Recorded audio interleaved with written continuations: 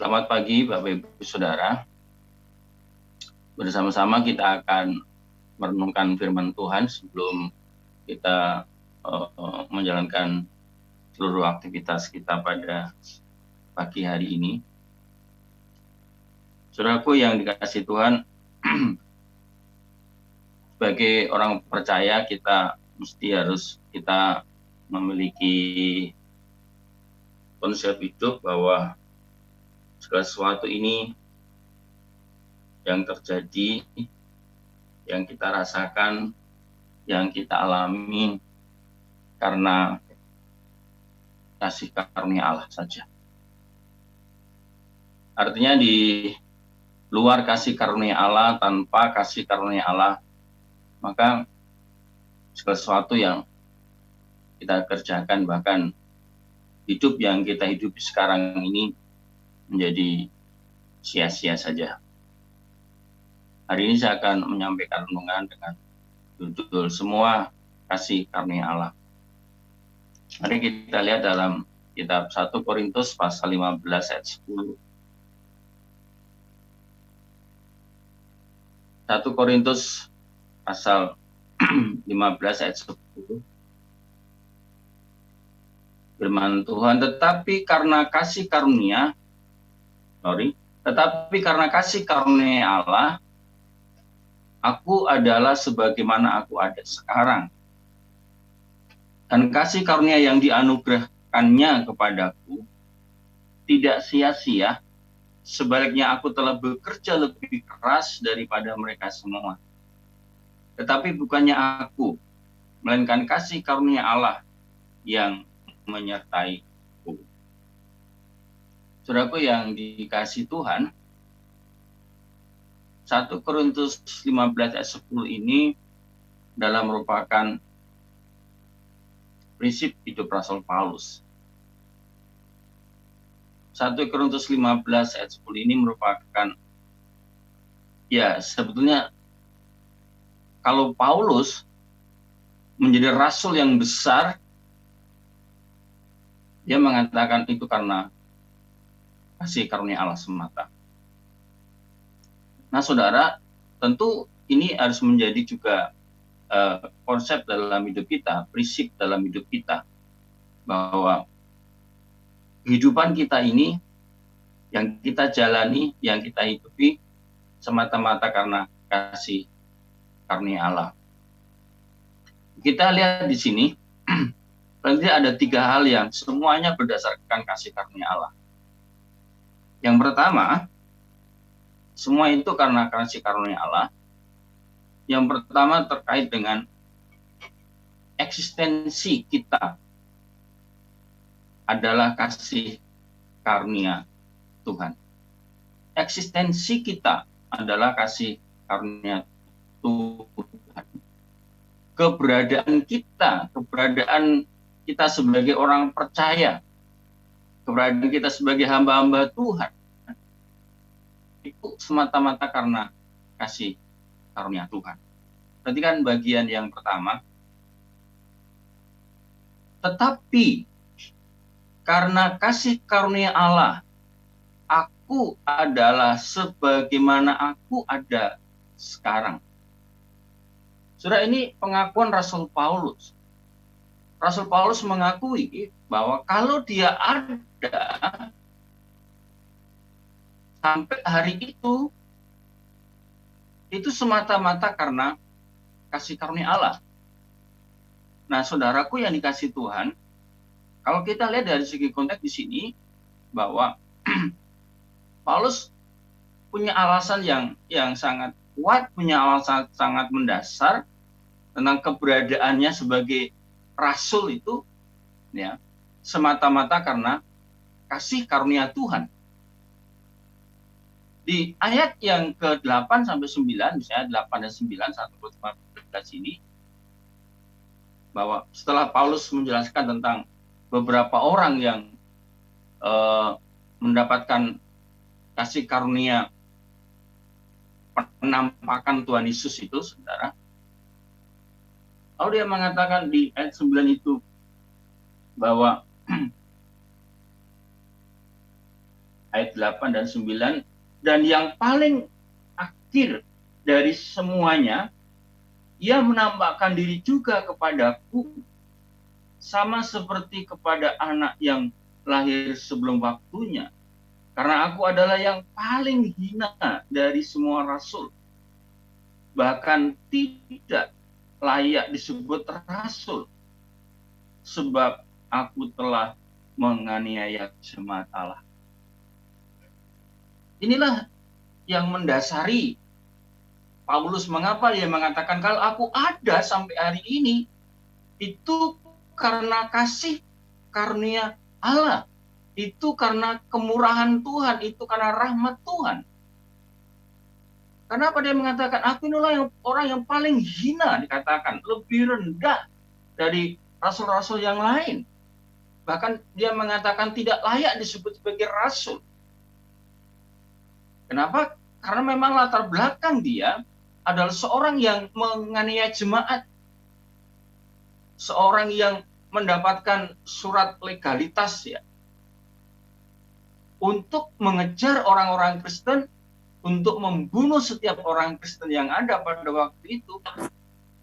Dan dia bangga dengan apa yang dia lakukan pada waktu itu.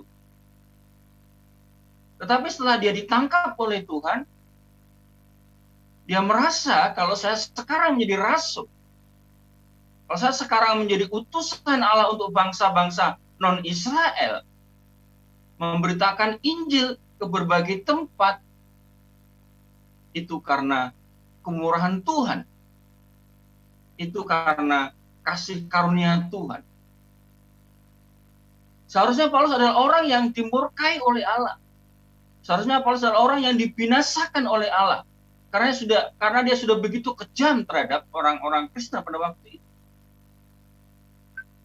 Tetapi Tuhan menangkap Paulus dan menjadikan dia seorang rasul, menjadikan dia seorang kepercayaan Allah untuk memberitakan Injil bagi bangsa-bangsa di luar Israel. Maka dia mengatakan, kalau aku ada sebagaimana ada hari ini, itu karena kemurahan Allah, itu karena anugerah Allah. Eksistensinya sebagai rasul, itu adalah karena kasih karunia Allah. Bahkan Paulus juga bersaksi bahwa dalam 2 Korintus pasal 11 ayat 23 sampai 26, dia berkali-kali dalam pelayanan itu nyaris mati, nyaris binasa. Tapi oleh karena kemurahan Allah, Paulus masih hidup sampai hari itu. Paulus masih terus memberitakan Injil, bahkan berkirim surat kepada jemaat di Korintus. Makanya tidak salah kalau dia mengatakan, kalau aku ada sampai hari ini, itu karena kasih karunia Tuhan. Bagaimana Tuhan memelihara Paulus begitu rupa. Saudara, surat Korintus ini ditulis oleh Rasul Paulus ketika dia dalam perjalanan misi yang ketiga. Dia menulis dari kota Efesus. Dan pada waktu itu di Efesus, saudara, karena pelayanan Paulus ini terjadi huru-hara yang kalau sudah lihat dalam kitab Kisah Rasul pasal 19 ayat yang ke-21 sampai 40, di mana ada seorang pengusaha perak yang membuat kuil-kuil Dewi Artemis yang bernama Demetrius, ya, yang menggerakkan massa, ya, untuk melakukan demo, ya, untuk melawan Paulus, membuat kerusuhan untuk melawan Paulus. Karena apa? Karena dengan Paulus memberitakan jalan Tuhan, maka sang pengusaha perak ini, sang pengusaha kuil-kuil Dewi Artemis ini merasa terancam. Kalau begini usahanya bisa bangkrut, karena orang tidak lagi membeli kuil-kuil Dewi Artemis dari usaha mereka. Orang semua berbalik kepada jalan Tuhan. Praktis. Apa yang dikerjakan Paulus itu dianggap mendatangkan kerugian, mendatangkan kebangkrutan. Itu sebabnya lalu Demetrius ini menggerakkan orang-orang termasuk pekerja-pekerjanya, ya, untuk melawan Paulus pada waktu itu. Saudara, tetapi melalui Tuhan, tetapi oleh kemurahan Tuhan melalui murid-muridnya Paulus diselamatkan, dilindungi. Kalau tidak, dia menjadi amuk massa, ya. Amuk massa dan mungkin dia bisa mati. Itu sebenarnya ketika dia menulis surat kepada jemaat di Korintus ini mengatakan, kalau aku ada sampai hari ini, itu karena kasih karunia Tuhan semata. Nah, saudaraku yang dikasih Tuhan, tentu ini tidak hanya terjadi pada Rasul Paulus. Kalau saya dan saudara masih ada sampai hari ini, masih bisa bernafas, itu juga karena kasih karunia Tuhan. Kalau kita masih bisa hidup hari ini, kalau kita masih bisa menggerakkan jari-jari tangan kita, kalau kita masih bisa menggeleng-gelengkan kepala kita, itu semua karena kasih karunia Tuhan. Kalau kita masih bisa menggerakkan kedua lengan kita, kedua kaki kita, itu karena kemurahan Tuhan.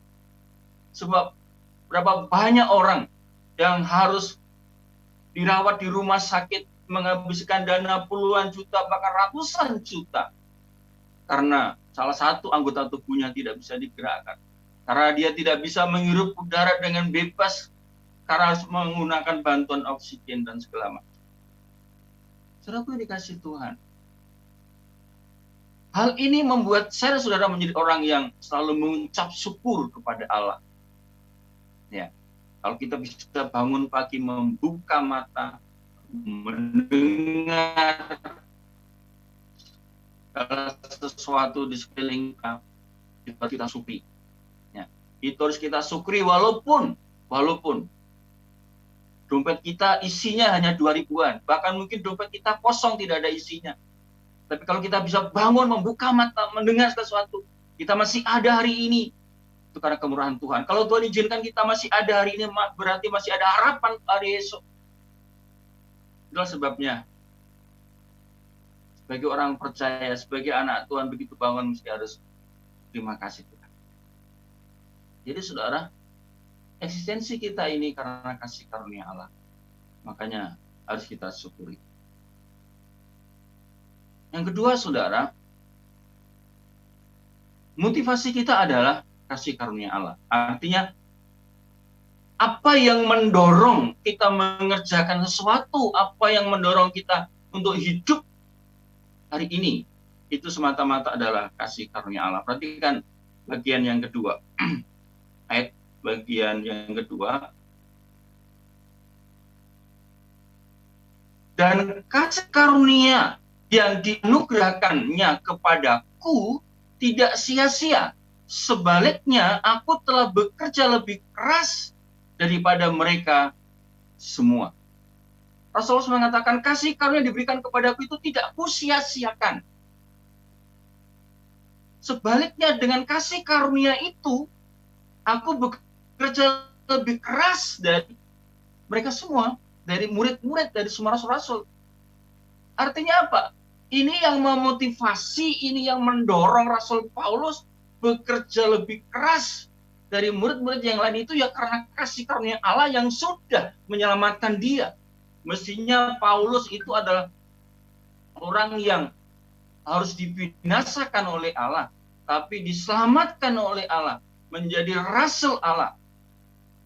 Itulah sebabnya yang mendorong dia, ini yang menjadi motivasi dia untuk bekerja lebih keras, melayani lebih keras, memberitakan Injil lebih keras. Dan ini juga yang mendorong dia, kenapa dia tidak takut sekalipun harus dipenjara, sekalipun harus dihukum mati. Karena apa? Kasih karunia Allah yang menjadi motor dia, yang menjadi motivasi dia, bukan yang lain.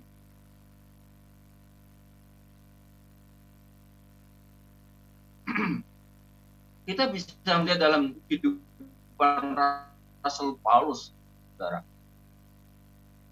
Yang mendorong Paulus melawan Tuhan dengan keras. Dalam 1 Korintus pasal 9 ayat 17 dan 18, Paulus melayani Tuhan dengan keras, motivasinya bukan karena upah. Dia melayani dengan sungguh-sungguh, bahkan mungkin dikatakan lebih gila daripada murid yang lain, bukan karena dia mengejar upah, tetapi itu semua dilakukan karena kasih karunia Tuhan. Mari kita lihat dalam kitab 1 Korintus 9 ayat 17 dan 18. Kalau andai kata aku melakukannya menurut kehendakku sendiri, memang aku berhak menerima upah. Tetapi karena aku melakukannya bukan menurut kehendakku sendiri, pemberitaan itu adalah tugas penyelenggaraan yang ditanggungkan kepadaku. Kalau demikian, apakah upahku? Upahku ialah ini, bahwa aku boleh memberitakan Injil tanpa upah, dan bahwa aku tidak mempergunakan hakku sebagai pemberita Injil. Nah, saudaraku yang dikasih Tuhan, berarti kan di sini, sebagai seorang rasul, mestinya Paulus punya hak untuk mendapatkan upah dari jerih lelahnya dalam memberitakan Injil itu. Tetapi pelayanan Paulus, penginjilan Paulus itu tidak mau diganggu dan direpotkan, disibukkan karena persoalan upah. Bahkan Paulus mengatakan, upahku ialah memberitakan Injil yang tidak mendapatkan upah itu. Walaupun dia punya hak, tapi hak itu tidak diambil Rasul Paulus. Karena apa? Motivasinya bukan karena upah. Motivasinya karena dia sudah mendapatkan kasih karunia itu. Makanya dia mengatakan, kalau aku tidak memberitakan Injil, aku itu berhutang. Saudaraku, kalau saudara melayani, motivasinya karena upah, bukan karena kasih karunia, maka saudara pasti akan kecewa. Saudara pasti akan kecewa. Kalau yang menggerakkan saudara dalam pelayanan itu adalah karena upah semata-mata, bukan karena kasih karunia Tuhan yang sudah dilimpahkan kepada saudara, maka satu saat saudara akan menjadi orang yang kecewa pada Tuhan. Pada staf pendidikan yang masih muda-muda, jika mereka menyatakan diri, Pak, saya mau bergabung dengan SGI, saya selalu mengatakan, terima kasih, tapi saudara harus tahu, kalau saudara melayani di sini, mengharapkan upah, sudah akan kecewa dan lebih baik urungkan niat itu. Tetapi saudara, kalau kita sungguh-sungguh melayani Tuhan dengan motivasi karena kasih karunia tadi, masalah makan dan minum itu tanggung jawab Allah. Dan itu tidak boleh mengganggu pikiran kita, tidak boleh mengganggu motivasi kita, sehingga pelayanan tidak berkualitas hanya karena sudah hargai dengan upah. Itu urusan Tuhan. Komandan kita, seorang prajurit itu urusannya mentaati. Urusan kehidupan kita, urusan komandan kita. Paulus juga melayani bukan karena dia haus pujian. Dalam 1 Tesalonika pasal 2, ayat 5 dan 6, Paulus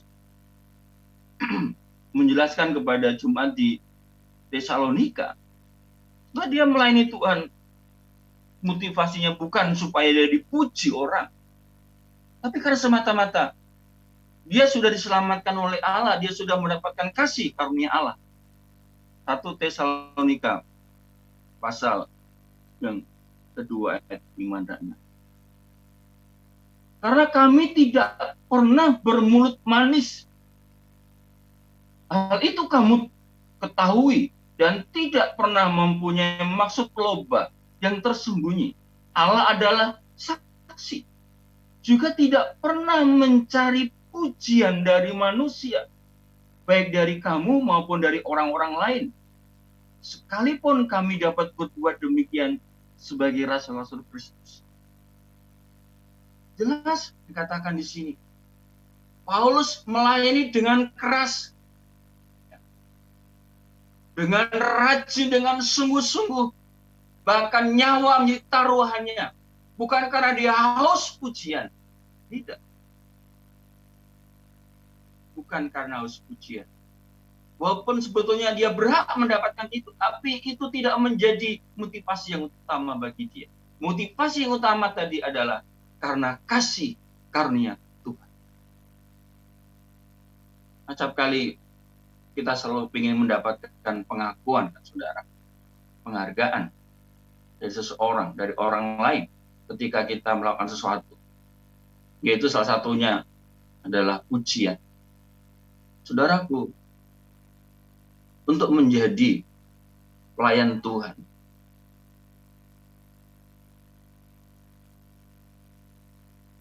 pikiran seperti itu mestinya harus kita jauhkan. Dalam kepujian itu hanya untuk Tuhan yang kita layani, hanya untuk Allah yang kita layani.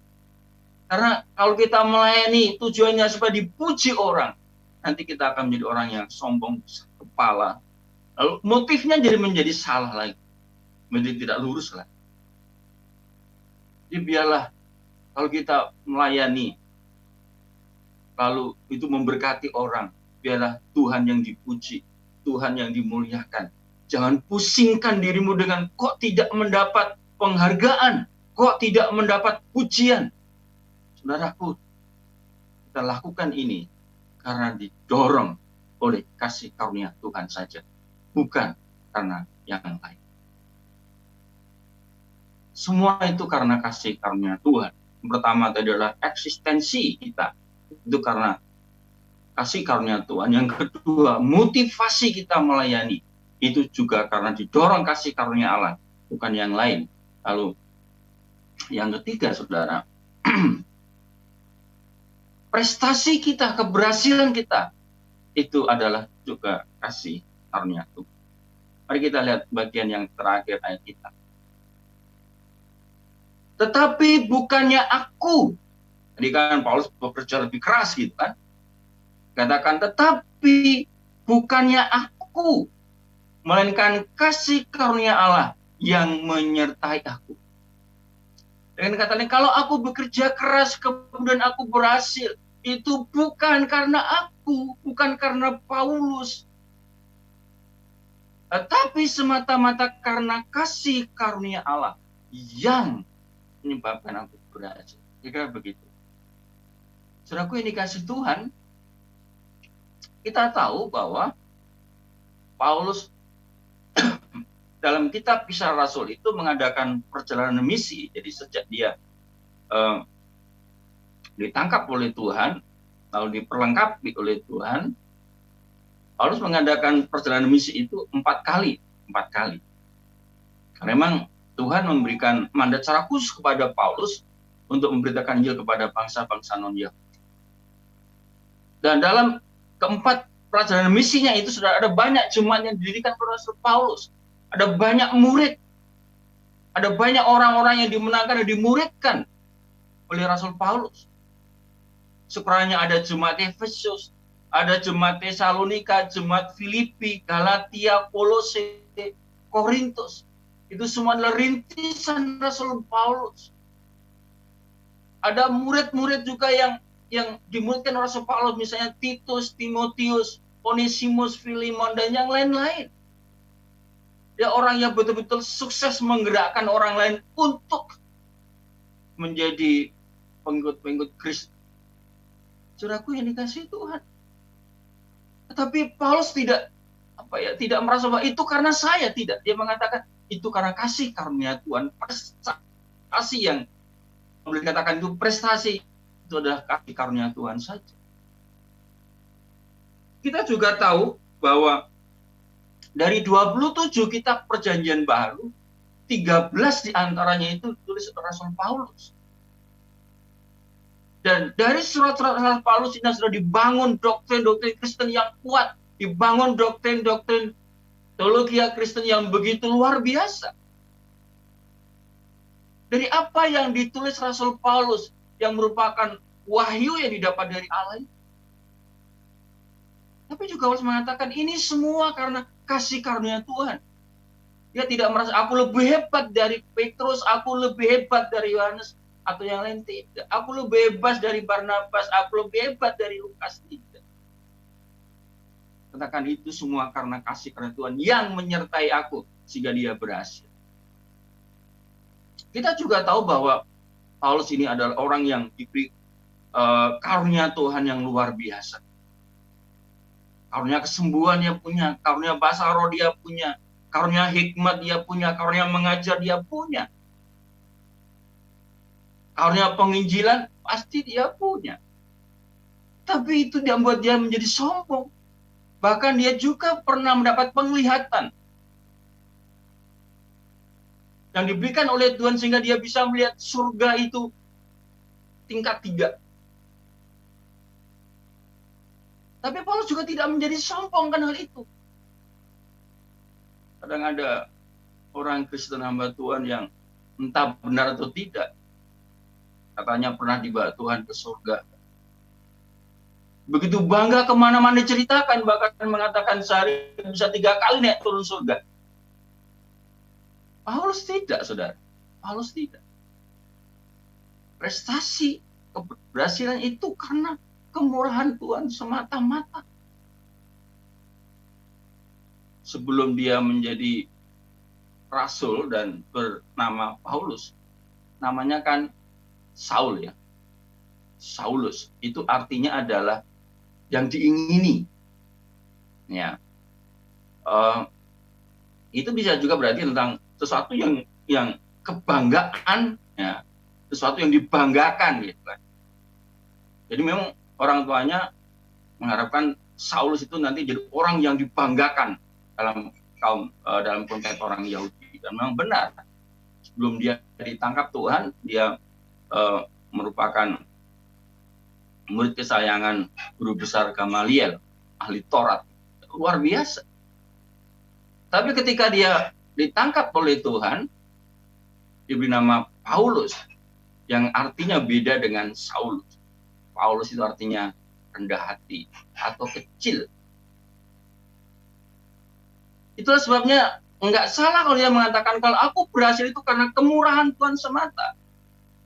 Ya, yang dibanggakan itu kemudian